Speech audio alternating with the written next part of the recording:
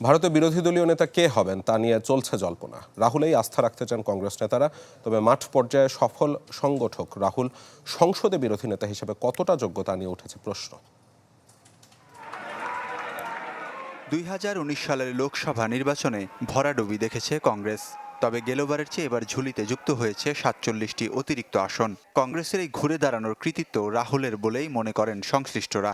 তাই 53 বছর বয়সী এই নেতাকে বিরোধী দলের প্রধান হিসাবে দেখতে চান কংগ্রেসের অনেক নেতা। রাহুলকে বিরোধী নেতা করার দাবি জানিয়ে সামাজিক মাধ্যমে পোস্ট করেছেন নবনির্বাচিত সংসদ সদস্য মানিকম ঠাকুর।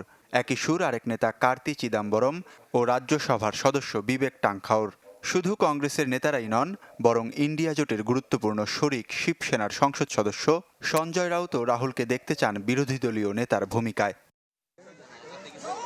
তবে কংগ্রেসের একটি অংশের মতে সংসদে লম্বা সময় দেওয়ার লোক নন রাহুল গান্ধী। সংসদে বসে থাকার বদলে মাঠের রাজনীতিতে সক্রিয় থাকায় বেশি আগ্রহী তিনি। ফলে বিরোধী দলের প্রধানের ভূমিকা পালন করা কঠিন হবে রাহুলের জন্য। সিবিআই প্রধান লোকপাল এবং মুখ্য ভিজিল্যান্স কমিশনার নিয়োগের বাছাই কমিটিতে গুরুত্বপূর্ণ ভূমিকা থাকে বিরোধী দলের প্রধানের। কমিটিতে থাকেন প্রধান বিচারপতি আর প্রধানমন্ত্রীও। সেক্ষেত্রে বিরোধী দলের নেতা হিসেবে প্রধানমন্ত্রী নরেন্দ্র মোদীর মুখোমুখি হয়ে মত বা আপত্তির কথা তুলে ধরতে হবে রাহুল গান্ধীকে।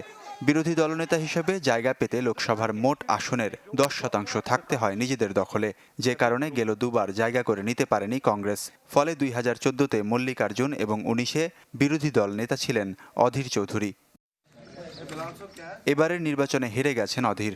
শুধু তিনি নয়, মধ্যপ্রদেশে দিগ্বিজয় সিংহ, ছত্তিশগড়ের সাবেক মুখ্যমন্ত্রী ভূপেশ বঘেল, রাজস্থানের সিপি যোশী এবং হিমাচলে আনন্দ শর্মার মতো প্রবীণ নেতারাও হেরে গেছেন। ফলে রাহুল গান্ধী রাজি না হলে কংগ্রেসের জোট ইন্ডিয়ার নেতা কে হবে তা নিয়ে থেকে যাচ্ছে প্রশ্ন। ওয়ালিউল্লাহ ফারুক, চ্যানেল 24।